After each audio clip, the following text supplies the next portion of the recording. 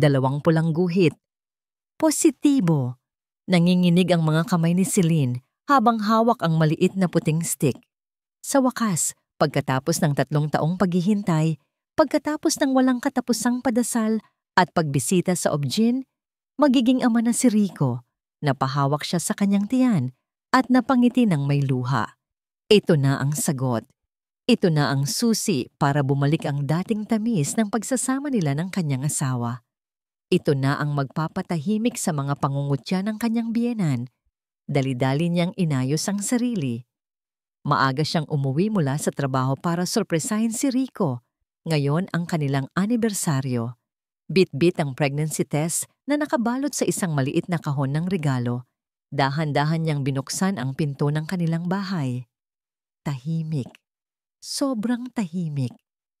Inakala niyang wala pa si Rico, pero nakita niya ang sapatos nito sa may pintuan. At sa tabi nito, isang pares ng pulang stiletos na pamilyar sa kanya. Kumabog ng malakas ang dibdib ni Celine. Hakbang. Isa pang hakbang. Papalapit sa master's bedroom. Habang papalapit siya, naririnig niya ang mga ungol. Mga ungol na hindi niya dapat naririnig. Ang boses ng asawa niya at boses ng isang babae. Kusang gumalaw ang kamay ni Celine at itinulak ang pinto ng malakas. Bumadlang sa paningin niya ang isang tanawin na dumurog sa kanyang puso hanggang sa pinakamaliit nitong piraso. Si Rico, ang asawa niya, at si Hailey, ang babaeng itinuring niyang kapatid at matalik na kaibigan, magkayakap, hubad, sa ibabaw ng kama kung saan sila nangakong magmamahalan habang buhay. Nabitawan ni Celine ang kahon ng regalo. Bumagsak ito sa sahig at gumawa ng mahinang kaluskos, pero parang bomba itong sumabog sa loob ng kwarto. Napabalikwas si Rico. Nanlaki ang kanyang mga mata nang makita si Celine na nakatayo sa may pinto, nanginginig at putlang-putla. "Celine!" Utal na sambit ni Rico. Akmang tatakpan niya ang kanyang katawan ng kumot. Pero si Hailey, hindi man lang gumalaw. Nanatili itong nakahiga, nakatingin kay Celine nang may halong pang-aasar at tagumpay. Dahan-dahan pa itong ngumiti. "Surprise!" Mapanguyam na bati ni Hailey. "Bakit?" Ang tanging salitang lumabas sa bibig ni Celine. Puno ito ng basag na emosyon. "Rico!" "Hailey!" "Bakit?" Tumayo si Rico, pilit na nagpapaliwanag habang nagmamadaling magsuot ng boxer shorts. "Makinig ka, Celine. Hindi ito ang iniisip mo." "Hindi?" Sigaw ni Celine. Sa wakas ay sumabog ang galit na kanina pa kumukulo sa kanyang dibdib. "Kitang-kita ng 2 mata ko. Sa kama ko pa? Sa bahay ko pa?" Susugurin sana niya si Hailey, pero mabilis siyang hinarang ni Rico. Hinawakan siya nito sa braso ng mahigpit. Masyadong mahigpit. "Tama na. Huwag kang gumawa ng iskandalo," singal ni Rico. Sa gitna ng gulo, biglang pumasok ang isang matandang babae. Si Matilda ang ina ni Rico. Nakapameywang ito at walang bahid ng gulat sa mukha. "Ano bang ingay yan?" Masungit na tanong ni Matilda. Tumingin siya kay Celine na para bang ito ang dumi sa kanyang sapatos. "Ma, alam mo ito?" Tanong ni Celine. Tumutulo na ang mga luha. "Alam mong niloloko ako ng anak mo kasama ang kaibigan ko." Tumawa ng mapakla si Matilda. Lumapit ito kay Hailey at inabutan pa ng robe. "Siyempre alam ko," sagot ni Matilda ng walang gatol. "Si Hailey, ang babaeng nararapat para sa anak ko. Hindi tulad mo, Celine. Ilang taon na kayong kasal. Wala ka pa ring maibigay na apo. Isa kang tuyot na lupa. Walang silbi." Parang sinampal si Celine ng paulit-ulit. Ang sakit. Sobrang sakit. "Hindi." Humagulgol si Celine. "Nagkakamali kayo. May sasabihin sana ako. Rico, buntis ako. Magkakaanak na tayo." Saglit na natigilan si Rico.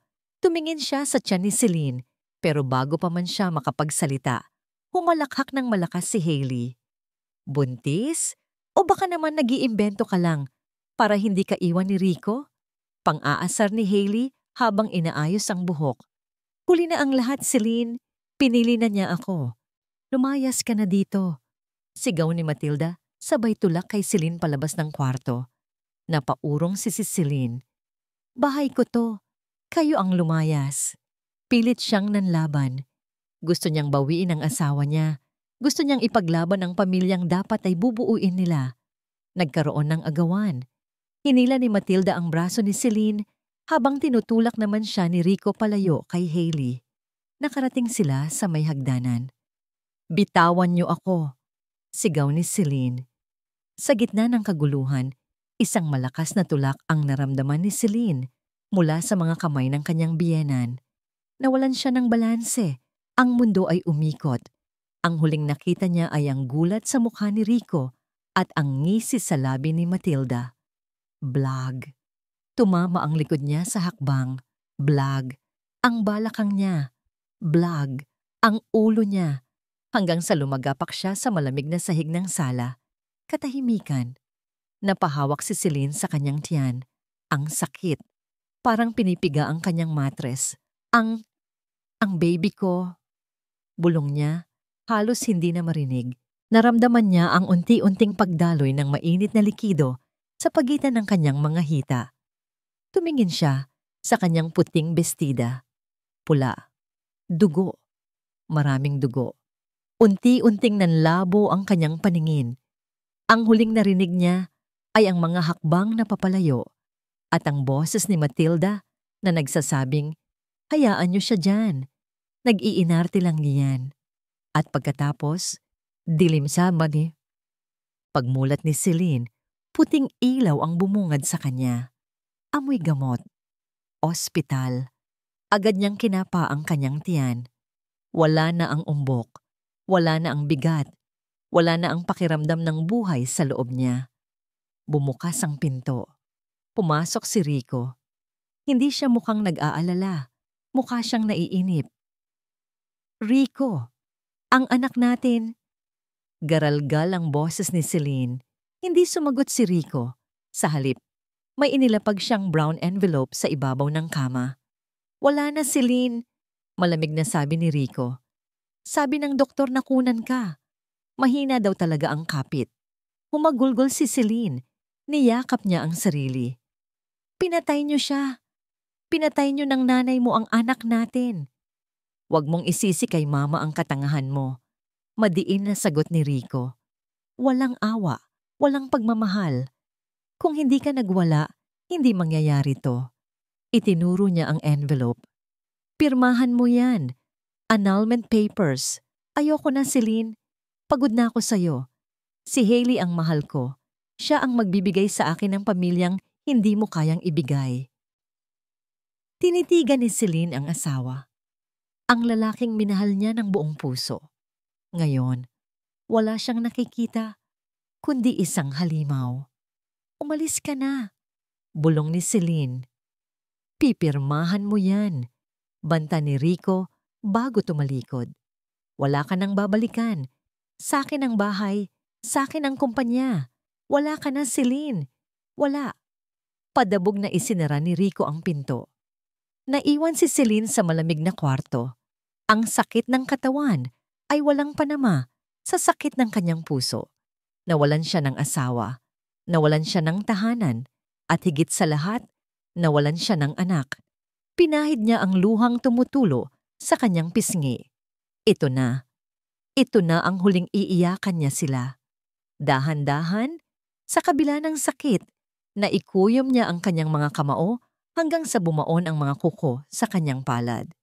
Magbabayad kayo, bulong niya sa hangin. Isang sumpa na nakaukit sa dugo ng kanyang nawalang anak.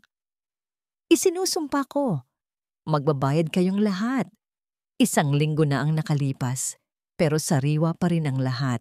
Nakatayo si Celine sa harap ng luma at basag na salamin sa isang mumurahing apartment na inupahan niya gamit ang natitira niyang ipon. Tinitigan niya ang kanyang sarili. Ang mugtong mga mata, ang namumutlang balat, ang mahabang buhok na gustong-gusto ni Rico dahil mukha daw siyang masunuring asawa. Dahan-dahan niyang inangat ang gunting, Ang bakal ay malamig sa kanyang balat, pero mas malamig ang kanyang puso. Gupit. Isang mahabang hibla ng buhok ang nahulog sa lababo. Gupit. Isa pa. At isa pa. Kasabay ng pagbagsak ng kanyang buhok ay ang pagbitaw niya sa kanyang nakaraan. Ang Celine na nagmamakaawa. Ang Celine na umiiyak. Ang Celine na nagpapakatanga sa pag-ibig. Kailangan na niyang mamatay. Paalam, Celine! Bulong niya habang tinitingnan ang bagong refleksyon. Maikli na ang buhok niya, halos ahit na sa likod. Matapang. Iba. Pero hindi sapat ang gupit lang. Kailangan niyang baguhin ang lahat. Dumating ang tulong mula sa isang hindi inaasahang tao, si Doña Amalia, isang matandang negosyante na dating tinulungan ni Celine nung nagtatrabaho pa siya bilang volunteer nurse. Nakita ng matanda ang apoy sa mga mata ni Celine. Ang puot, at alam niyang magagamit niya ang potensyal na yon. Naging impyerno ang sumunod na 3 taon. Hindi lang mukha ang binago kay Celine. Sumailalim siya sa ilang operasyon para ayusin ang peklat ng nakaraan at patangusin ang kanyang ilong. Pero ang pinakamasakit na pagbabago ay hindi pisikal. Gabi-gabi, nag-aaral siya. Business management, stock market, psychology of manipulation. Natuto siyang maglakad ng taas noo. Natuto siyang ngumiti kahit gusto niyang pumatay. Natuto siyang maging bato. Wala nang luha. Tanging ambisyon na lang ang nagpapatakbo sa kanyang dugo. Lumipas ang panahon. Ang mahina at iyaking si Celine ay tuluyan ng naabo. At mula sa abo, isinilang si Barbara Baramorro. Ladies and gentlemen, welcome to the annual Cervantes Charity Gala. Dumagundong ang palakpakan sa loob ng Grand Ballroom ng Manila Hotel. Naroon ang lahat ng mayayaman at maimpluwensya. Kabilang na ang pamilya Cervantes. Nakaupo si Rico sa isa sa mga round table, mukhang balisa. Sa tabi niya ay si Hailey. Suot ang isang kumikinang na gown, pero halatang hindi komportable. At si Matilda, na panay ang paypay habang tinitingnan ng masama ang mga waiter. Sigurado ka bang mabebenta natin to ng mahal? Bulong ni Hailey kay Rico, sabay turo sa antigong kwintas na nasa stage. Ito ang huling yaman ng pamilya Cervantes na kailangan nilang ibenta dahil sa pagbagsak ng kanilang negosyo. Kailangan, sagot ni Rico. Pinapawisan. Kailangan natin ng cash para sa kumpanya. Nagsimula ang bidding. 5 million pesos para sa 19th century emerald necklace. Sigaw ng auctioneer. 6 million. Sigaw ng isang matandang lalaki. 7 million. Sagot ni Rico. Pilit na pinapataas ang presyo kahit bawal. Shill bidding. Tumahimik ang paligid. Mukhang wala nang tataas pa. Kinabahan si Rico. Kung walang bibili ng mas mataas, mapipilitan siyang bilhin ang sarili niyang gamit. Gamit ang perang wala naman siya.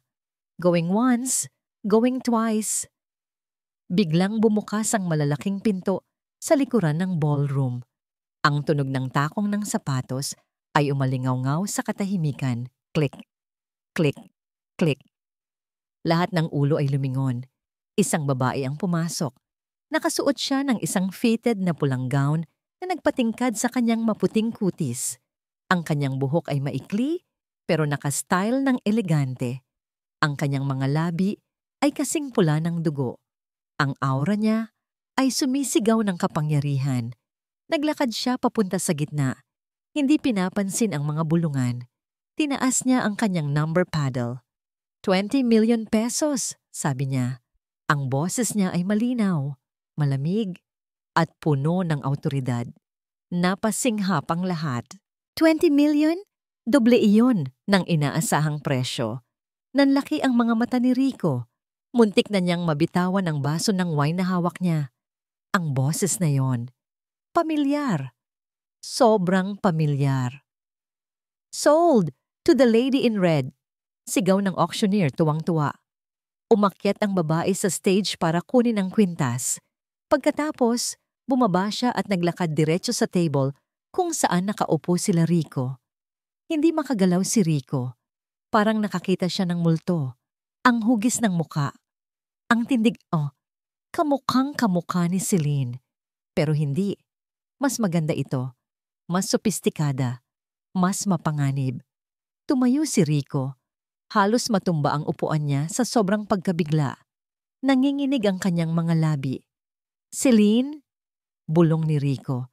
Hindi siya makapaniwala. Napakunot ang noo ni Hailey. Hinila niya ang laylayan ng coat ni Rico. Ano bang sinasabi mo, Rico? Patay na si Celine. Matagal na. Pero hindi nakinig si Rico. Nakapako ang tingin niya sa babaeng nasa harapan nila. Ang mga matang iyon. Kahit puno ng makeup, alam niya ang mga matang iyon. Huminto ang babae sa tapat mismo ng table nila. Ang amoy ng kanyang mamahaling pabango ay bumalot sa hangin. Amoy na hindi kailanman naging amoy ng dating asawa niya. Celine! Ulit ni Rico. Akmang hahawakan ng braso ng babae. Buhay ka. Mabilis na umatras ang babae. Isang kilay ang tumaas. Isang malamig at kalkuladong ngiti ang gumuhit sa kanyang mapulang labi. Excuse me? Sambit ng babae. Ang boses niya ay may accent, malayo sa boses ng probinsyanang si Celine. Ikaw yan. Mapilit na sabi ni Rico. Bagaman nagsisimula nang gumapang ang pagdududa sa kanyang dibdib dahil sa lamig ng tingin nito. Asawa kita. Kilala kita. Tumawa ng mahina ang babae. Isang tawa na parang tunog ng kristal na nababasag. Hindi ito tawa ng saya. Tawa ito ng isang taong nasa itaas na tumitingin sa ibaba. Mister, I think you've had too much wine. Sagot ng babae ng may halong pagkadismaya. Inilahad niya ang kanyang kamay para sa isang formal na pakikipagkamay. Ang kanyang mga kuko ay mahahaba at kulay itim, taliwas sa malilinis at maikling kuko ni Celine noon. I'm afraid you are mistaken. Malamig na sabi ng babae, ang tingin ay tumatagos sa kaluluwa ni Rico. I am Barbara Morrow, CEO of Morrow Holdings. Natulala si Rico. Tinitigan niya ang kamay na nakalahad. Nanginginig ang kamay niyang inabot ito. Nang maglapat ang kanilang mga palad, naramdaman ni Rico ang lamig. Hindi ito ang mainit at magaspang na palad ng asawa niyang sanay sa gawaing bahay. Ang kamay na ito ay malambot, makinis, ngunit kasing lamig ng yelo. Barbara! Utal na ulit ni Rico. Parang sinusubukan ng lasa ng pangalan sa kanyang dila. Sumingit si Matilda.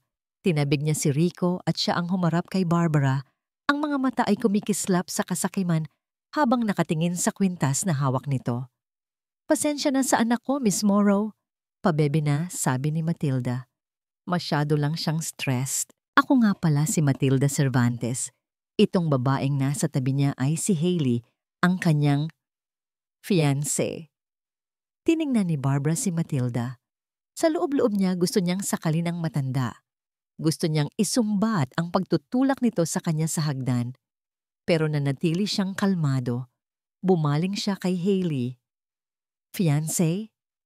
Tanong ni Barbara nang may pang-uuyam. Tiningnan niya si Hailey mula ulo hanggang paa na para bang sinusuri ang isang mumurahing paninda. Interesting taste. Namula si Hailey sa inis at hiya. Excuse me? Hindi siya pinansin ni Barbara. Binawi niya ang kanyang kamay at inayos ang kanyang clutch bag. Anyway, I have to go, sabi ni Barbara. Tila naiinip na sa presensya nila. I hope your financial situation improves, Mr. Cervantes. Sayang naman ang apelyido niyo kung babagsak lang sa wala. Tinalikuran sila ni Barbara. Ang bawat hakbang niya palayo ay may ritmo ng tagumpay. Naiwan si Rico na nakatanga. Rico, ano ka ba? Sigaw ni Hailey. Hinampas siya sa braso. Bakit ka ba tulala dyan? At sino ba ang babaeng yun? Napaka-arogante. Kamukha niya. Bulong pa rin ni Rico. Hindi makagalaw sa kinatatayuan. Kamukha niya si Celine. Patay na si Celine! Bulyaw ni Matilda. Kalimutan mo na ang babaeng yun. Ang isipin mo ay kung paano tayo makakalapit sa Barbara na yan. Nakita mo ba ang suot niya? Mayaman siya, Rico. Siya ang kailangan natin. Habang nagtatalo ang mag-ina at si Hailey, lumingon muli si Rico sa exit. Sa may pintuan, bago tuluyang lumabas, huminto si Barbara. Lumingon siya pabalik. Nagtagpo ang mga mata nila ni Rico sa huling pagkakataon ng gabing iyon. At sa isang iglap, nakita ni Rico ang isang pamilyar na kislap, isang pamilyar na puot. Ngumiti si Barbara, hindi ngiti ng isang estranghero, kundi ngiti ng isang taong may hawak na patalim sa likod. "Nice meeting you, Rico," bulong ni Barbara sa sarili, bago tuluyang nawala sa dilim. Napahawak si Rico sa kanyang dibdib. Ang puso niya ay kumakabog ng mabilis. Sobrang bilis. Hindi siya pwedeng magkamali. Alam ng puso niya kung sino ang nakita niya. Pero paano? Declined? Anong declined? Binalibag ni Rico ang telepono sa kanyang mesa. Nagkalat ang mga papel sa paligid niya. Mga notice of disconnection, demand letters mula sa bangko, at mga banta ng supplier. Ang kumpanyang minana niya at pinalago sana nilang mag-asawa ay unti-unti nang gumuguho sa kanyang mga kamay. Masakit ang ulo niya, parang binibiyak. Biglang bumukas ang pinto ng opisina niya. Pumasok si Hailey, nakasimangot at bitbit ang ilang shopping bags na mukhang mamahalin.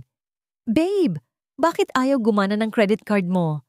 Reklamo ni Hailey, padabog na umupo sa sofa. "Nasa cashier na ako. Nakakahiya.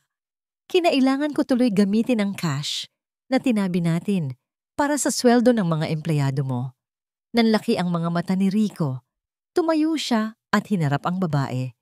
"Ginamit mo ang payroll money?" Sigaw ni Rico. "Hailey, nababaliw ka na ba? Magwewelga ang mga tao ko kapag hindi sila sumweldo bukas." Umirap lang si Hailey. Ano naman? Importante yung limited edition bag na yon. Saka, gawan mo na lang ng paraan. Di ba CEO ka? Maghanap ka ng pera. Napahawak si Rico sa kanyang sentido. Tinitigan niya si Hailey. Ito ba talaga ang ipinalit niya kay Celine? Si Celine na tinitipid ang sarili para lang makabili ng gamit sa opisina? Si Celine na laging nauunang mag-isip para sa kapakanan ng iba? "Umuwi ka na." Madiin na utos ni Rico. "Ano?" Sabi ko, umuwi ka na. Bago ko pa makalimutan na mahal kita. Padabog na lumabas si Hailey, pero bago siya umalis, lumingon siya. "Siguraduhin mo lang na may pera bukas, Rico. Ayokong magutom." Nang makalabas si Hailey, napaupo si Rico sa sahig. Tinakpan niya ang kanyang mukha. Wala na siyang choice. Isa na lang ang pag-asa niya. Ang babaeng misteryosa sa auction, si Barbara Morrow. Morrow Holdings. Nasa pinakatuktok ng pinakamataas na building sa Makati, ang opisina ni Barbara. Pader na salamin, marmol na sahig, lahat ay sumisigaw ng yaman at kapangyarihan. Nakaupo si Rico sa tapat ng isang malawak na mesa. Pakiramdam niya ay isa siyang langgam na humaharap sa isang higante. Bumukas ang pinto sa likuran ng mesa. Pumasok si Barbara. Suot niya ay isang puting power suit na lalong nagpatingkad sa kanyang awtoridad. "Mr. Cervantes," bati ni Barbara. Hindi man lang ngumingiti. Umupo ito at diretso agad sa punto. "I reviewed your proposal. Your company is sinking. Baon kayo sa utang. Bakit ako mag-i-invest sa isang barkong lumulubog na?" Lumunok si Rico. Tuyong-tuyo ang lalamunan niya. May potential pa ang kumpanya, Miss Morrow. Kailangan lang namin ng capital infusion para sa bagong project. At kilala ko ang industriyang ito. Tinitigan siya ni Barbara. Ang mga mata nito ay parang scanner na binabasa ang buong pagkatao niya. Kilala mo ang industriya, pero hindi mo kilala ang sarili mong kumpanya. Malamig na sagot ni Barbara. "Based sa audit ko, ninanakawan ka ng sarili mong mga tao, pati na rin ng fiancé mo." Namutla si Rico. Paano niyo nalaman?" Hindi sumagot si Barbara. Pumindot siya sa intercom. "Anna, coffee please, black. 2 sugars." Habang hinihintay ang kape, tahimik lang sila. Hindi mapakali si Rico. Ang presensya ni Barbara ay nakakasakal. Pero sa totoo lang, hindi niya maalis ang tingin dito. Ang bawat kilos nito ay prim at proper, pero may pamilyar na kumpas. Dumating ang kape. Kinuha ni Barbara ang kutsarita. Nagsimula siyang maghalo. Ting, ting, ting. 3 ikot. Tapos 3 tapik sa gilid ng tasa. Ting, ting, ting. Nanigas si Rico. Parang bumalik siya sa nakaraan. Sa tuwing umaga, kapag ipinagtitimpla siya ni Celine ng kape, ganoon din ang ginagawa nito. 3 ikot, 3 tapik. Ritual ni Celine iyon para daw masuwerte ang araw nila. Celine? Kusa na namang lumabas sa bibig ni Rico. Huminto si Barbara sa paghalo. Dahan-dahan niyang ibinaba ang kutsarita. Tumingin siya kay Rico, ang muka ay blanco. Mr. Cervantes, babala ni Barbara. Nandito tayo para sa negosyo. Kung ipagpipilitan mo ang ilusyon mo na ako ang patay mong asawa, makakaalis ka na. Pero, yung kape, yung paghalo mo, nauutal na paliwanag ni Rico. Sumandal si Barbara sa kanyang swivel chair at pinag-cross ang mga binti. Coincidence, mabilis niyang sagot. Now, let's talk business. Papayag akong mag-invest ng 50 million pesos. Nanlaki ang mata ni Rico. 50 million, sapat na yon para bayaran ang lahat ng utang at magsimula muli. Pero, dugtong ni Barbara, may kondisyon. Naglapag siya ng isang makapal na kontrata sa mesa. Gusto ko ng collateral. Isasangla mo sa akin ang lahat ng natitirang asset mo. Ang bahay mo, ang lupa ng mga magulang mo, at ang natitirang shares mo sa kumpanya. Kapag hindi ka nakabayad sa loob ng 6 na buwan, akin na ang lahat. Binasa ni Rico ang kontrata. Napakabigat ng kondisyon. Isang maling hakbang. Pulubi siya. Pero naalaala niya ang banta ng mga supplier, ang mga empleyado, ang luho ni Hailey, ang kahihiyan. Nanginginig ang kamay na kinuha niya ang ballpen. Good, ngumiti si Barbara. Isang ngatang ngiti na hindi umabot sa mata. Akmang pipirma na si Rico nang biglang bumukas nang padabog ang pinto ng opisina. Rico? Si Hailey, hinihingal at gulo-gulo ang buhok, hinahabol ng 2 security guard.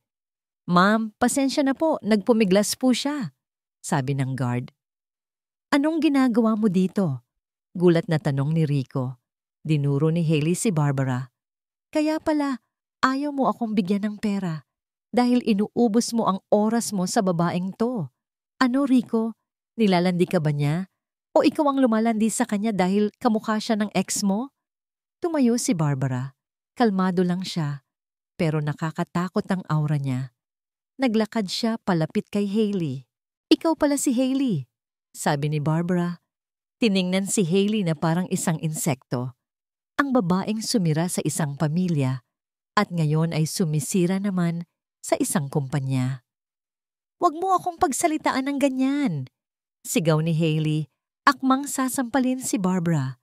Pero mabilis si Barbara. Nasalo niya ang kamay ni Hailey sa ere. Hinawakan niya ito ng mahigpit. Sobrang higpit na napangiwi si Hailey sa sakit. Nasa teritoryo kita, bulong ni Barbara. Ang muka ay ilang pulgada lang ang layo kay Hailey. Huwag kang magpapakita ng ugaling squatter sa opisina ko. Get her out. Binitawan niya si Hailey na parang mainit na patatas. Agad na hinila ng mga guard si Hailey palabas habang nagmumura at nagsisisigaw ito. Bitawan niyo ako! Rico! Ipagtanggol mo ako! Sigaw ni Hailey habang kinakaladkad palayo. Naiwan si Rico. Hiyang-hiya. Hindi siya makatingin kay Barbara. Sign the papers, Rico. Utos ni Barbara. Wala nang Mr. Cervantes.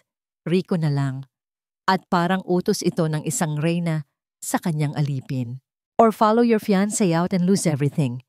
Pumikit si Rico. Ang ingay ni Hailey, ang kahihiyan, ang pressure. Gusto na niyang matapos ang lahat. Pinirmahan niya ang kontrata. Wise choice, sabi ni Barbara habang kinukuha ang papel. Tumayo si Rico, bagsak ang balikat. Pasensya na sa gulo, Miss Morrow. Hindi na sumagot si Barbara. Tinalikuran na siya nito at tumingin sa labas ng bintana. Pinapanood ang view ng city skyline. Lumabas si Rico ng opisina. Mabigat ang dibdib, pero may dalang pag-asa dahil sa pera. Hindi niya alam na ang pirma niya ay ang huling pako sa kanyang sariling kabaong. Nang masiguro ni Barbara na wala na si Rico, kinuha niya ang kanyang cellphone. Tinawagan niya ang kanyang abogado. "Hello, attorney?" sabi ni Barbara, at sa unang pagkakataon, gumuhit ang isang tunay na ngiti sa kanyang labi. Isang ngiti ng tagumpay. Nakuha na natin ang collateral. Simulan na ang phase 2. Wasakin na natin sila. Sa harap ng salamin, dahan-dahang pinahid ni Barbara ang pulang lipstick sa kanyang labi. Kulay dugo. Kulay ng tagumpay. Huminga siya ng malalim. Ito na ang gabing pinakahihintay niya. Ang gabing wawasakin niya ang mga taong dumurog sa kanya. Inayos niya ang strap ng kanyang itim na gown. Ngayon, hindi na siya ang biktima. Siya na ang hukom at ang berdugo. Lumabas siya ng kwarto at tumayo sa grand staircase. Nasa ibaba, nagkakagulo ang mga bisita. Ito ang Thanksgiving party ng Morrow Holdings. At ginaganap ito sa mismong bahay na dating pag-aari ni Rico. Ang bahay na nakuha ni Barbara matapos ma-foreclose ang lahat ng ari-arian ni Rico noong nakaraang linggo. Tiningnan niya ang mga tao sa ibaba. Naroon sila. Si Rico, nakatoksido pero halatang hindi mapakali. Panay ang inom ng alak. Si Hailey, suot ang isang kumikinang na gown na masyadong masikip. Pilit na nakikipag-socialize sa mga investors kahit inirarapan siya ng mga ito. At si Matilda na kumukuha ng pagkain sa buffet table na parang patay gutom. Suot ang mga alahas na hindi naman sa kanya. Akala nila, partner sila ni Barbara. Akala nila, nailigtas sila ng investment. Hindi nila alam, ito ang huling hapunan nila. Nagsimula ang musika. Isang dramatic na tunog ng violin. Bumaba si Barbara sa hagdan. Dahan-dahan. Bawat hakbang ay sinasabayan ng katahimikan ng mga bisita. "Good evening, everyone," bati ni Barbara pagdating sa mikropono sa gitna ng stage. Nagpalakpakan ng lahat. Nakita ni Barbara si Rico na nakangiti. Tinaas pa nito ang baso sa kanya. Isang ngiti ng pag-asa. Gusto niyang matawa. Kawawang Rico. "Tonight is a celebration," panimula ni Barbara. Ang boses niya ay malambing pero may talim. "A celebration of truth and justice." Lumingon siya sa screen sa likuran niya. "Mr. Rico Cervantes asked for my help to save his company, and I did. I bought it all." Nagpalakpakan ulit, lalo na si Matilda na tuwang-tuwa. But pagpapatuloy ni Barbara, biglang seryoso ang muka. "In the process of auditing the company, may natuklasan ako." Pinindot niya ang remote. Nagbago ang imahe sa screen. Hindi na logo ng kumpanya, kundi mga bank transfer records, mga dokumento, at mga CCTV footage na pasinghap ang mga tao. Sa screen, kitang-kita si Rico at Hailey na pumipirma ng mga pekeng dokumento para ilipat ang pondo ng kumpanya sa mga personal na account nila sa ibang bansa. Qualified theft, estafa, tax evasion. Namutla si Rico, nabitawan niya ang baso ng alak. Basag. "Rico, anong ibig sabihin nito?" Bulong ni Hailey, nanginginig. "Wait, there's more," sabi ni Barbara. "Hindi lang pera ang ninakaw nyo, pati buhay." Pinindot ulit niya ang remote. Isang video ang nagplay. Kuha ito mula sa isang nakatagong kamera sa lumang opisina ni Rico. Noon pang panahon na asawa pa siya ni Celine. Nahanap ito ng mga investigador ni Barbara sa lumang files. Sa video, makikita si Matilda at Hailey na nag-uusap. "Kailangan nating mawala ang bata sa tiyan ni Celine," sabi ng boses ni Matilda sa video. Kapag nagkaanak sila, hindi na siya hihiwalayan ni Rico. Ako na ang bahala, tita. Sagot ni Hailey sa video, tumatawa. Sisiguraduhin kong ma-stress siya hanggang sa makunan siya. Katahimikan. Isang nakakabinging katahimikan ang bumalot sa buong ballroom. Gulat na gulat ang mga bisita. Pandidiri ang rumehistro sa mukha ng lahat habang nakatingin sa pamilya Cervantes. Pipeke yan! AI yan! Sigaw ni Matilda, halos himatayin sa takot. Bumaba si Barbara sa stage. Naglakad siya palapit sa kanila. Ang tunog ng takong niya ay parang countdown ng bomba. Huminto siya sa harap ni Rico. Tinitigan siya ni Rico. Puno ng luha at takot ang mga mata ng lalaki. Sino ka ba talaga? Garalgal na tanong ni Rico. Ngumiti si Barbara. Dahan-dahan niyang tinanggal ang contact lens na nagpapabago sa kulay ng mata niya. Pagkatapos, pinahid niya ang makapal na makeup sa pisngi gamit ang panyo. Tumingin siya ng diretso sa mata ni Rico. Wala nang Barbara. Si Celine na lang. Ang Celine na puno ng galit. Hello, Rico? Bulong niya. Boses ni Celine. Na-miss mo ba ang asawa mo? Napaluhod si Rico. Celine. Diyos ko, Celine. Imposible. Tili ni Hailey. Patay ka na. Patay na ang dating Celine. Malamig na sagot niya. Hindi inaalis ang tingin kay Rico. Ang kaharap niyo ngayon ay ang bangungot na ginawa niyo. Biglang bumukas ang mga pinto. Pumasok ang mga ahente ng NBI, kumpleto sa armas at posas. Rico Cervantes, Hailey Chua, Matilda Cervantes. You are under arrest for qualified theft, falsification of documents and conspiracy. Deklara ng opisyal. Hindi ako makukulong. Nagwala si Matilda habang pinoposasan siya. Rico, gumawa ka ng paraan. Pero tulala lang si Rico. Nakatingin lang siya kay Celine. Umiiyak. Patawarin mo ako. Celine. Tinalikuran siya ni Celine. Huli na ang lahat para sa patawad. Hinawakan ng pulis si Hailey. Nagpumiglas ito ng malakas. Bitawan niyo ako. Wala akong kasalanan. Siya ang may pakana ng lahat. Turo ni Hailey kay Matilda. Laglagan na. Hinila siya ng pulis papunta sa exit. Nang makitang wala na siyang takas at nang makitang nakatingin si Celine sa kanya nang may halong awa at puot, sumigaw si Hailey. Buntis ako. Natigilan ng lahat. Huminto ang mga pulis. Napahawak si Hailey sa kanyang tiyan. Humahagulgol, nanginginig ang buong katawan. Buntis ako, Rico. Magkakaanak na tayo. Huwag niyo akong ikulong, maawa kayo sa bata. Dahan-dahang lumingon si Celine. Tinitigan niya ang tiyan ni Hailey. Buntis. Ang babaeng pumatay sa anak niya. Ngayon ay magkakaanak. Bumalik ang lahat ng sakit. Ang dugo sa hagdan. Ang puting kabaong na walang laman. Nagtagpo ang mata nila ni Hailey. Nakita niya ang takot sa mata ng kabit. Takot ng isang ina. Napahawak si Celine sa sarili niyang sinapupunan. Walang laman. Ngumiti siya ng mapait. Sana, bulong ni Celine, sapat lang para marinig ni Hailey. Sana mas matibay ang kapit ng anak mo kaysa sa anak ko na pinatay niyo. Hinila na ng mga pulis si Hailey palabas habang sumisigaw pa rin ito. Naiwan si Celine sa gitna ng ballroom. Ang mga ilaw ay nakatutok sa kanya. Nanalo siya. Nakulong na sila. Nasa kanya na ang lahat. Pero bakit? Bakit parang wala pa ring laman ang puso niya? Tiningnan niya ang kanyang refleksyon sa basag na baso ng wine sa sahig. Ang ganda ng ngiti niya. Pero ang mata niya, umiiyak pa rin. Malakas ang buhos ng ulan sa labas ng bintana ng City Jail Hospital.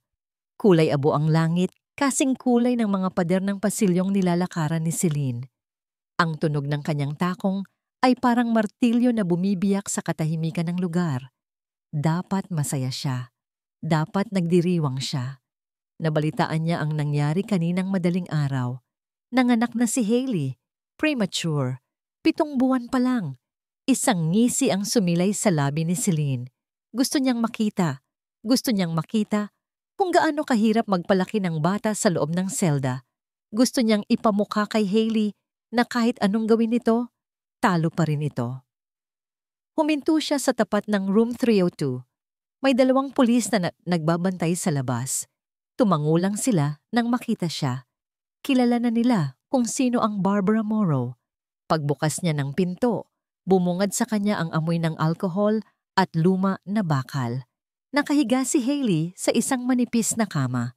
Nakaposas ang isa niyang kamay sa bakal ng higaan. Ang buhok niya ay buhalhal, ang mukha ay payat at putla.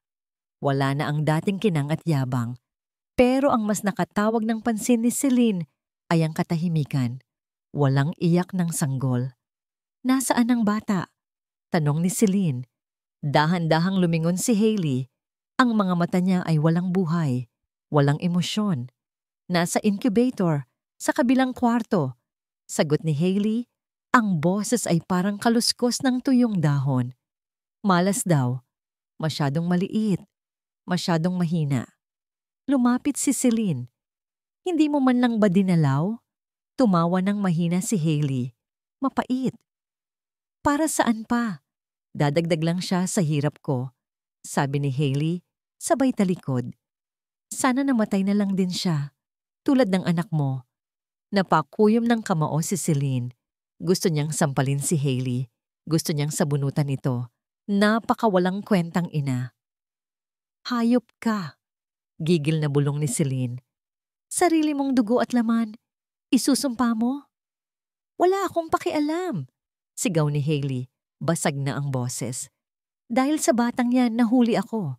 Dahil sa kanya, tumaba ako, pumangit ako, at iniwan ako ni Rico.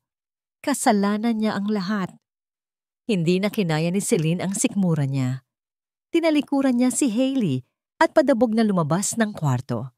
Naglakad siya papunta sa Neonatal Intensive Care Unit, NICU.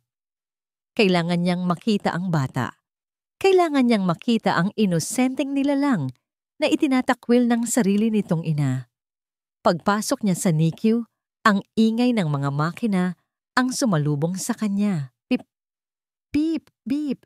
Sa dulo ng kwarto may isang incubator. Lumapit si Celine. Sumilip siya sa salamin. Napasinghap siya. Napakaliit. Sobrang liit. Ang sanggol ay halos kasinlaki lang ng isang bote ng tubig. Puno ng tubo ang katawan. Ang balat ay namumula at manipis. Halos transparent na. Isang batang babae.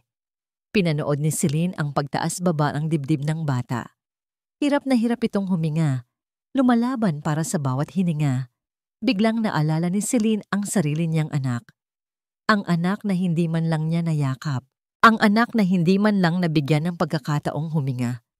Hello, baby. Bulong ni Celine. Nanginginig ang boses. Wala bang nagmamahal sa'yo? Dahan-dahang ipinasok ni Celine ang kanyang kamay sa butas ng incubator. Inabot niya ang maliit na kamay ng sanggol. Sa isang iglap, gumalaw ang maliliit na daliri ng bata at kumapit sa hintuturo ni Celine. Mahigpit, mainit, dugdug. Bumilis ang tibok ng puso ni Celine, ang higpit ng hawak ng bata. Parang sinasabi nito, "Wag mo akong iwan. Please, wag mo akong iwan." Tumulo ang luha ni Celine, hindi luha ng galit, hindi luha ng puot, kundi luha ng awa at pagmamahal na matagal na niyang ibinaon. Ang batang ito ay anak ni Rico, anak ni Hailey, dugo ng mga kaaway niya. Pero sa sandaling iyon, wala siyang nakikitang kaaway. Nakikita lang niya ang isang anghel na nangangailangan ng ina. Dumating ang doktor sa tabi niya. Miss Morrow, sabi ng doktor, mahina po ang bata. Kailangan niya ng mamahaling gamot at operasyon. Ang nanay niya, pumirma na ng waiver. Gusto na niyang isuko ang bata sa DSUD. Hindi inalis ni Celine ang tingin sa sanggol. Ang maliliit na daliri ay nakakapit pa rin sa kanya. Ito na ba yon? Ito na ba ang kabayaran sa lahat ng sakit? Ang buhay na kinuha sa kanya. Pinalitan ng isang buhay na walang may gusto. Pinahid ni Celine ang kanyang luha. Tumigas ang kanyang ekspresyon. Bumalik ang pagka-Barbara Morrow niya. Pero sa pagkakataong ito, hindi para maghiganti, kundi para magprotekta. Ihanda niyo ang mga papel, utos ni Celine sa doktor. hindi bumibitaw sa kamay ng bata. Po, ako ang sasagot sa lahat. Gamot, operasyon, lahat. Madiin na sabi ni Celine. Hinalikan niya ang salamin ng incubator. At aayusin ko ang adoption papers. Akin na siya. May pangalan na po ba kayong gusto? Tanong ng nurse. Tinitigan ni Celine ang bata. Maliit, pero lumalaban. Mahina, pero matapang. Hera, sagot ni Celine. Ang pangalan niya ay Hera. Dahil siya ang magiging reyna ng puso ni Celine at poprotektahan niya ito kahit laban sa sarili nitong mga kadugo. Lumabas ang araw mula sa makapal na ulap sa labas. 6 na taon. Mabilis na lumipas ang panahon.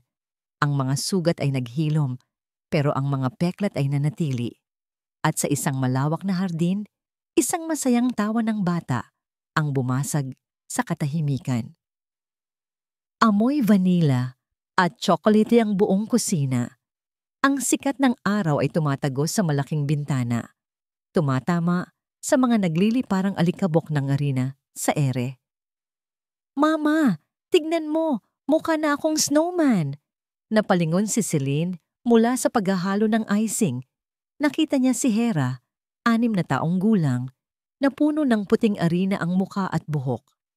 Ang tanging malinis lang ay ang kanyang malalaki at bilugang mga mata at ang kanyang nangiting kulang ng isang nangipin sa harap. Tumawa si Celine, isang tawa na tunay, galing sa kaibuturan ng kanyang tiyan. Nawala na ang formal at matigas na Barbara Morrow. Sa loob ng bahay na ito, siya lang si Mama. Naku ang baby ko, halika nga dito, sabi ni Celine at lumuhod para punasan ang pisngi ng bata gamit ang tissue. Tinitigan niya ang mukha ni Hera. Sa tuwing tumatawa ang bata, nakikita niya ang mga dimples ni Rico. Sa tuwing nagmamaktol ito, nakikita niya ang kilay ni Hailey.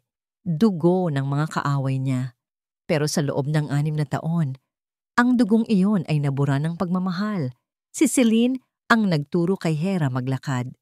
Siya ang gumagamot sa mga sugat nito kapag nadadapa. Siya ang nagpupuyat kapag nilalagnat ito. Si Hera ay sa kanya, sa puso at diwa, anak niya ito. Mama, biglang tanong ni Hera habang nilalagyan ng sprinkles ang cupcake. Bakit wala akong daddy? Natigilan si Celine, nanigas ang kanyang kamay sa ere. Ito na naman, ang tanong na pilit niyang iniiwasan. Habang lumalaki si Hera, lalong nagiging madalas ang pagtatanong nito. Nakikita kasi nito ang mga kaklase na sinusundo ng mga tatay nila sa school. Huminga ng malalim si Celine, pilit niyang pinakalma ang kabog ng dibdib niya. Anak? Malamig na sagot ni Celine. Hinaplos niya ang buhok ni Hera. Nasa malayo ang daddy mo. Nagtatrabaho siya. Para sa future mo. Kailan siya uuwi? Inosenteng tanong ng bata. Gusto ko siyang bigyan ng cupcake. Parang pinipiga ang puso ni Celine. Kung alam lang ni Hera, ang daddy na hinahanap niya ay ang lalaking nagtapon sa kanila. Ang lalaking dahilan kung bakit muntik nang hindi mabuhay si Hera. Malapit na, anak. Malapit na. Pagsisinungaling ni Celine, hinalikan niya ito sa noo para matapos na ang usapan. Sige na, hugasan mo na ang kamay mo. Kakain na tayo. Tumakbo si Hera papunta sa lababo. Kumakanta-kanta pa. Nawala ang nangiti sa labi ni Celine. Lumapit siya sa calendar na nakadikit sa ref. May pulang marka ang petsa ngayon. Kinuha niya ang sobre na kanina pa nakapatong sa mesa. Ang sulat galing sa kanyang abogado. Binuksan niya ito muli.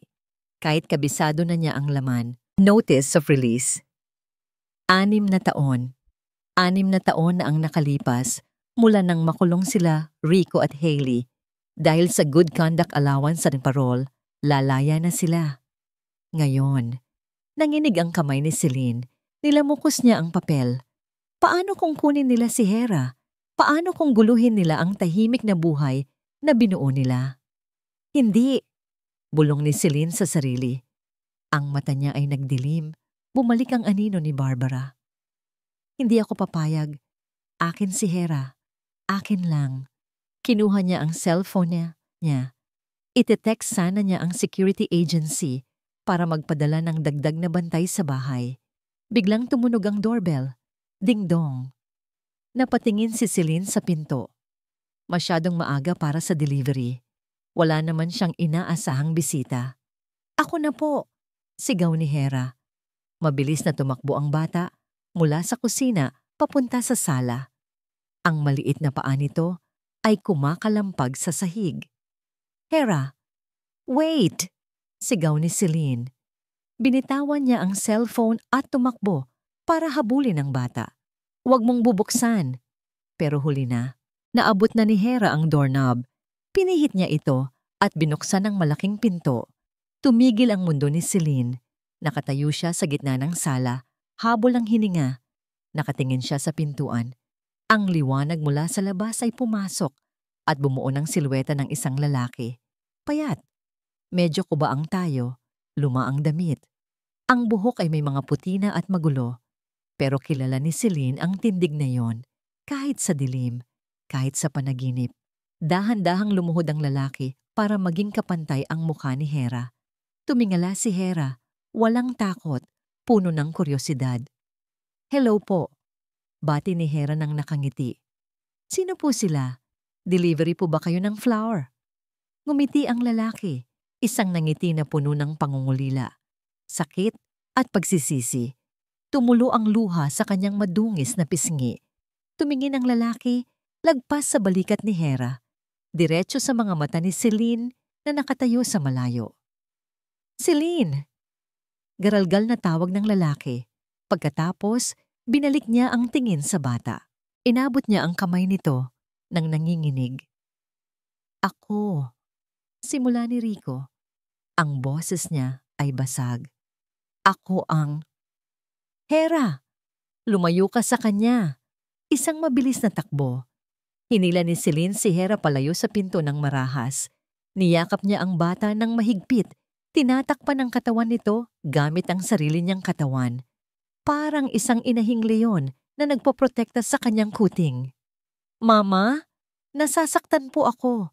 Daing ni Hera, naguguluhan at takot. Tumingin siya kay Celine, tapos sa lalaking nasa pinto. Bakit po kayo galit? Sino po siya? Tumingin si Celine kay Rico ng matalim. Ang mga mata niya ay nagliliyab sa galit at takot. Umalis ka dito. Madiin na utos ni Celine. Wala kang karapatan na tumapak sa pamamahay ko. Layuan mo ang anak ko. Celine, parang awa mo na. Lumuhod si Rico sa semento. Pinagsalikop niya ang kanyang mga kamay. Gusto ko lang makita siya. 6 na taon. 6 na taon ko siyang pinangarap mayakap. Nagbago na ako, Celine. Pinagbayaran ko na ang lahat. Nagbago? Tumawa ng mapakla si Celine. Wala kang anak dito. Ang anak nyo? Tinapon nyo sa basurahan. 6 na taon na ang nakakaraan. Ako ang pumulot sa kanya. Ako ang bumuhay sa kanya. Sa gitna ng sigawan, may gumalaw sa dilim sa likuran ni Rico. Lumabas ang isang babae mula sa anino. Si Hailey. Payat na payat ito. Ang dating makinis niyang balat ay magaspang na. Ang buhok niya ay maikli at sabog. Mukha siyang matanda kaysa sa tunay niyang edad. Pero ang mga mata niya, nandoon pa rin ang pamilyar na kislap ng kasakiman at inggit. Huwag kang madamot, Celine, sabi ni Hailey. Ang boses niya ay matinis. Parang kuko na kinukuskos sa pisara. Dugo namin yan. Laman namin yan. Hindi mo pwedeng angkinin ang hindi sayo. Napahigpit lalo ang yakap ni Celine kay Hera. Naramdaman niya ang panginginig ng bata. Umalis kayo bago ako tumawag ng pulis. Banta ni Celine. Tawagin mo ang pulis, hamon ni Hailey, humakbang papalapit. Tingnan natin kung sino ang kakampihan nila. Ang biological parents na gustong makapiling ang anak o ang babaeng nagtago sa bata nang walang pahintulot namin. Nanlamig si Celine. Alam niyang legal ang adoption papers pero alam din niyang magulo ang batas. At ayaw niyang makita ni Hera ang gulo. Humiwalay ng kaunti si Hera sa yakap ni Celine. Tumingala ang bata. Ang mga mata nito ay puno ng luha. Mama, bulong ni Hera. Tumingin ang bata kay Rico na nakaluhod at umiiyak. Tumingin siya kay Hailey na nakangisi. At binalik ang tingin kay Celine na nanginginig sa takot. Nagtanong ang bata ng isang tanong na dumurog sa puso ni Celine ng pinupino. Mama, turo ni Hera kay Rico. Siya po ba? Siya po ba ang daddy na sabi mo nasa malayo? Hindi nakasagot si Celine. Parang may bumara sa lalamunan niya. Ngumiti si Rico. Isang ngiti ng pag-asa sa gitna ng kanyang luha. Oo, anak, sagot ni Rico. Inaabot ang kamay papunta sa bata. Ako ang daddy mo. At nandito na ako. Nandito na kami para kunin ka. Parang bombang sumabog ang mga salita ni Rico sa loob ng bahay. Daddy, naramdaman ni Celine ang paghigpit ng kapit ni Hera sa laylayan ng kanyang damit. Ang maliit na kamay ng bata ay nanginginig. Mama, bulong ni Hera. Ang boses ay puno ng takot at kalituhan. Totoo po ba? Siya po ba ang daddy? Hindi makasagot si Celine. Paano niya ipapaliwanag ang 6 na taong kasinungalingan? Paano niya sasabihin na ang daddy na ito ay siya ring dahilan kung bakit muntik nang hindi mabuhay si Hera? Bago pa man makasagot si Celine, sumabat na si Hailey. Oo, iha, sabi ni Hailey. Pilit na pinapalambot ang boses pero hindi maitago ang talim ng tingin kay Celine. Siya ang daddy mo. At ako ang tunay mong mommy. Nanlaki ang mga mata ni Hera. Umiling-iling ang bata. Tumutulo ang luha. Hindi! Sigaw ni Hera. Mas lalo siyang sumiksik kay Celine. Hindi ikaw ang mommy ko. Si Mama Celine lang ang mommy ko. Alis kayo. Alis! Ang pagtanggi ng bata ay parang sampal sa mukha ni Hailey. Nawala ang pilit na nangiti sa labiin nito. Lumabas ang tunay na kulay. Abat, susugurin sana ni Hailey ang bata para hilahin pero mabilis na humarang si Rico. Hailey, tama na! Awat ni Rico. Hinawakan niya ang balikat ng kanyang kasama. Hindi mo ba nakikita? Natatakot ang bata. Pwes, kasalanan niya ng babaeng yan. Turo ni Hailey kay Celine. Nilason niya ang utak ng anak natin. Ninakaw niya si Hera sa atin, Rico. Dapat sa kanya ipakulong ulit. Walang nagnakaw sa kanya. Ganting sigaw ni Celine. Ang boses niya ay nanginginig saglit. Iniwan niyo siya. Pinirmahan mo ang waiver, Hailey. Itinapon mo siya na parang basura dahil akala mo mamamatay na siya. Tapos ngayon, babalik kayo na parang walang nangyari? Nagbago na ang isip ko. Katwiran ni Hailey. May karapatan ako. Ako ang nagluwal sa kanya. Dugo ko ang nananalaytay sa kanya. Pero dugo ko ang bumuhay sa kanya. Sagot ni Celine. Ang mga mata ay nagliliyab. Nasaan ka nung naghihingalo siya sa incubator? Nasaan ka nung unang beses siyang nadapa? Nung nilalagnat siya? Ako ang nandoon. Ako ang naging ina na hindi mo kayang maging. Katahimikan. Tanging ang hikbi ni Hera ang naririnig sa sala. Ang bawat hikbi ay parang punyal na sumasaksak sa puso ni Celine. Lumapit si Rico. Dahan-dahan. Nakataas ang 2 kamay na parang sumusuko. Celine, please, pagmamakaawa ni Rico. Ang mga mata niya ay mapula at pagod. Alam kong gago ako. Alam kong wala akong kwentang asawa at ama noon. Pero 6 na taon akong nagdusa sa kulungan. Araw-araw, ang mukha niyo ni Hera ang iniisip ko. Gusto ko lang bumawi. Gusto ko lang makilala ang anak ko. Tinitigan ni Celine ang dating asawa. Nakita niya ang pagsisisi. Hindi ito acting. Kilala niya si Rico. Ang lalaking nasa harap niya ngayon ay hindi na ang hambog na CEO na nanloko sa kanya. Isa na itong lalaking basag, humihingi ng kapatawaran. Pero paano si Hera? Tumingin si Celine sa bata. Sobrang putla ni Hera. Ang mga mata nito ay puno ng takot habang pabalik-balik ang tingin sa mga matatanda. Mama, ayoko po sa kanila, bulong ni Hera. Paalisin mo na po sila. Di ba love mo ako?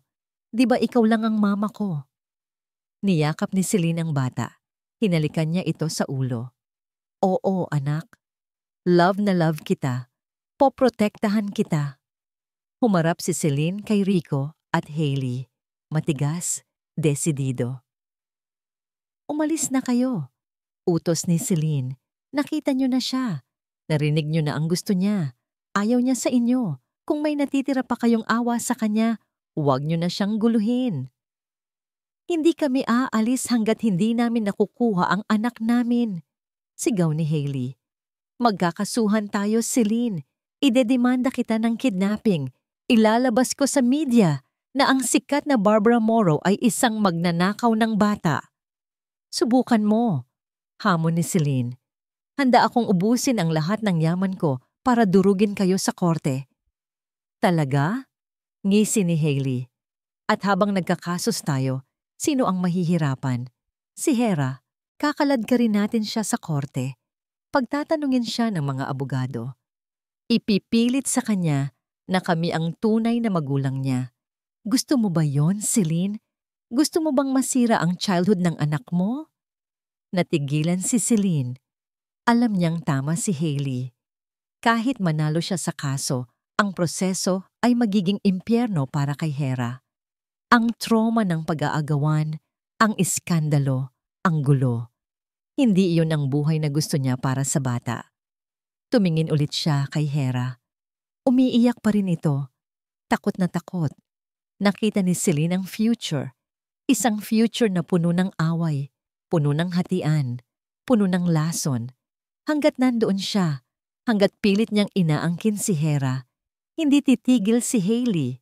At si Rico, kahit nagsisisi, ay laging nasa gitna. May napagtanto si Celine. Isang masakit na katotohanan. Ang pagmamahal ay hindi pag-aangkin. Ang pagmamahal ay pagpapalaya. Dahan-dahang lumuwag ang yakap ni Celine kay Hera. Tumayo siya ng tuwid. Pinahid niya ang kanyang luha. Huminga siya ng malalim. Pilit na pinapatatag ang kanyang boses kahit na ang puso niya ay nadudurog na. Tama na, sabi ni Celine. Mahina pero may awtoridad. Tumahimik si Hailey. Napatingin si Rico. Tama na ang sigawan. Pagpapatuloy ni Celine. Natatakot ang bata. Lumuhod siya sa harap ni Hera. Hinawakan niya ang magkabilang pisngi nito. Hera, baby. Makinig ka kay mama.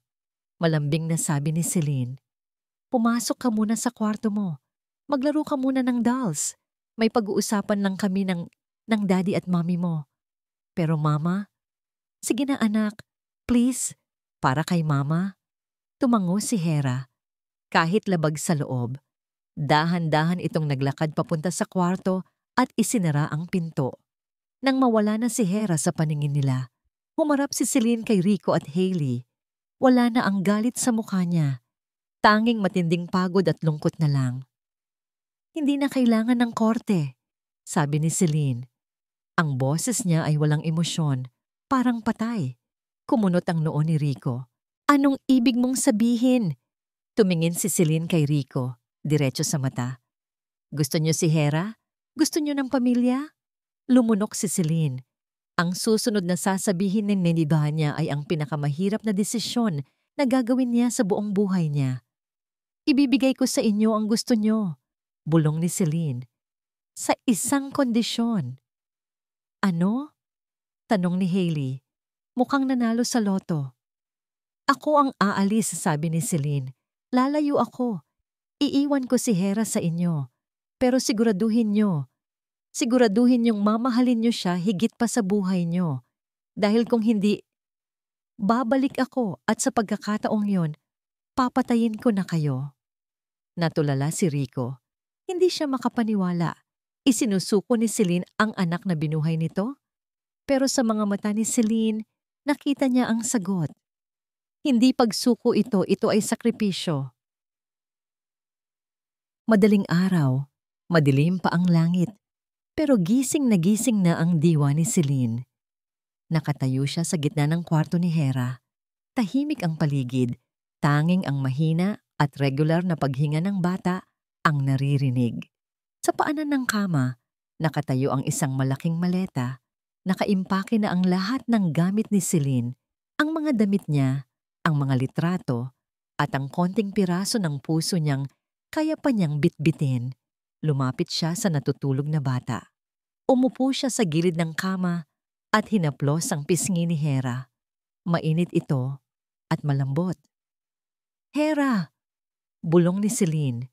Pinipigilan niyang mabasag ang boses niya. "Anak ko!" Gumoraw si Hera sa pagtulog. Niyakap ang teddy bear na bigay ni Celine noong nakaraang Pasko. Tumulo ang luha ni Celine. Pumatak ito sa kumot. Ito na ang huling beses. Ang huling beses na makikita niya ang mukhang ito sa umaga. Ang huling beses na maamoy niya ang buhok ng bata. Kagabi, naayos na niya ang lahat, kasama ang kanyang mga abogado. Ibinigay niya kay Rico at Hailey Yee ang bahay. Ibinigay niya ang sapat na pera para mabuhay sila ng marangya. Pero may kapalit. Lahat ng pera ay nasa ilalim ng isang strict trust fund. Makukuha lang nila ang allowance kung maayos ang pag-aalaga nila kay Hera. May mga spy at social worker na magbabantay linggo-linggo. Tinali ni Celine ang mga kamay ni Hailey gamit ang pera. Alam niyang hindi sasaktan ni Hailey ang gintong itlog nito. Ligtas na si Hera. Mayaman, may magulang, at may kinabukasan. Ang kulang na lang ay ang mawala si Celine sa eksena para matapos na ang gulo. "Patawarin mo si Mama ha," bulong ni Celine. Hinahalikan ng noo ng bata. "Kailangan kong umalis para hindi ka na umiyak, para hindi ka na mahirapan mamili." Nag-iwan siya ng sulat sa ibabaw ng study table ni Hera. Isang sulat na babasahin nito paglaki niya. Doon, nakasulat ang buong katotohanan. Tumayo si Celine. Kinuha niya ang maleta. Ang bigat. Sobrang bigat ng bawat hakbang palabas ng kwarto. Parang hinihila siya pabalik ng bawat alaala sa bawat sulok ng bahay. Paglabas niya sa main door, naghihintay si Rico sa gate. Nakayuko ang lalaki. Hindi ito makatingin ng diretso sa kanya. "Sigurado ka na ba?" tanong ni Rico. Tumango si Celine. Hindi na siya lumingon sa bahay. "Alagaan mo siya, Rico," bilin ni Celine. Ang boses niya ay wala ng galit. Pagod na lang. "Huwag mong hayaang maramdaman niyang mag-isa siya. Huwag mong hayaang matulad siya sa atin na puno ng sugat." "Celine!" Humakbang palapit si Rico. "Salamat. At patawad. Hindi ko alam kung paano ko masusuklian ang ginawa mo." Ngumiti ng mapait si Celine. "Hindi mo kailangang suklian," sagot niya. "Mahalin mo lang ang anak mo. Sapat na yun." Binuksan ni Celine ang pinto ng kanyang kotse. "Paalam, Rico." Pinaandar niya ang makina. At sa pag-apak niya sa silinyador, unti-unting lumayo ang bahay, si Rico at si Hera sa rearview mirror. Hindi na siya lumingon dahil alam niyang kung lilingon siya, hindi na siya makaaalis pa. Nagmaneho siya palayo. Palayo sa syudad. Palayo sa sakit. Palayo sa buhay na akala niya ay sa kanya. Habang tumataas ang araw sa silangan, naramdaman ni Celine ang kakaibang gaan sa kanyang dibdib. Masakit, oo, pero malaya na siya. Tapos na ang paghihiganti. Tapos na ang puot. Ang natira na lang ay pagmamahal. Isang pagmamahal na kaya magparayat kay Gaita. 10 taon ang lumipas. Isang maliit at tahimik na bayan sa tabing dagat. Ang hangin ay amoy asin at bulaklak. Sa isang sulok ng bayan, may isang quaint na flower shop na tinatawag na Hera's Garden. Nasa loob si Celine, nag-aayos ng mga rosas. Mas matanda na siya ngayon. May ilang puting buhok na sa kanyang ulo at may mga guhit na ng panahon sa kanyang mukha. Pero ang mga mata niya, payapa na. Wala na ang mabigat na makeup ni Barbara Morrow. Simple na lang siya. Nakasuot ng apron, marumi ang kamay dahil sa lupa. Tunog ng bell sa pinto. Tingaling. Good morning. Just a moment po. Tawag ni Celine habang ginugupit ang tinik ng rosas. Magandang umaga po. Natigilan si Celine. Nabitawan niya ang gunting. Ang boses na yon. Dahan-dahan siyang lumingon. Sa may pintuan na nakatayo ang isang dalagita. 16 na taong gulang. Mahaba ang buhok, matangkad, at may dimple sa pisngi. Nakasuot ito ng school uniform. Hawak ng dalagita ang isang lumang sobre. Ang sulat na iniwan ni Celine, 10 taon na ang nakakaraan. Nanginig ang mga tuhod ni Celine. Napahawak siya sa mesa para hindi matumba. Hera? Bulong niya. Ngumiti ang dalagita. Tumulo ang luha sa mga mata nito. Hi, Mama. Bati ni Hera. Ang tagal kitang hinanap. Hindi na nakapagpigil si Celine. Tumakbo siya palabas ng counter. Sinalubong siya ni Hera ng isang mahigpit na yakap. Naiyak si Celine. Niyakap niya ang dalagita ng buong higpit. Inaamoy ang buhok nito. Tinitiyak na totoo ito. At hindi pa naginip lang. Anak. Anak ko. Humahagulgol na sabi ni Celine. Sabi ni Daddy, nandito ka daw. Bulong ni Hera habang umiiyak din. Sabi niya, hanapin ko daw ang pinakamabuting tao sa mundo, kaya nandito ako. Sa yakap na yon, naramdaman ni Celine ang paghilom ng lahat ng sugat ng nakaraan. Wala na ang sakit ng pagtataksil. Wala na ang pait ng paghihiganti. Ang tanging mahalaga ay ang sandaling ito, ang pagbabalik ng pag-ibig na pinalaya niya. Sa labas, humampas ang alon sa dalampasigan, nagdadala ng bagong simula. At sa loob ng maliit na tindahan ng bulaklak, natagpuan na ng dating reyna ng paghihiganti ang kanyang tunay na happy ending.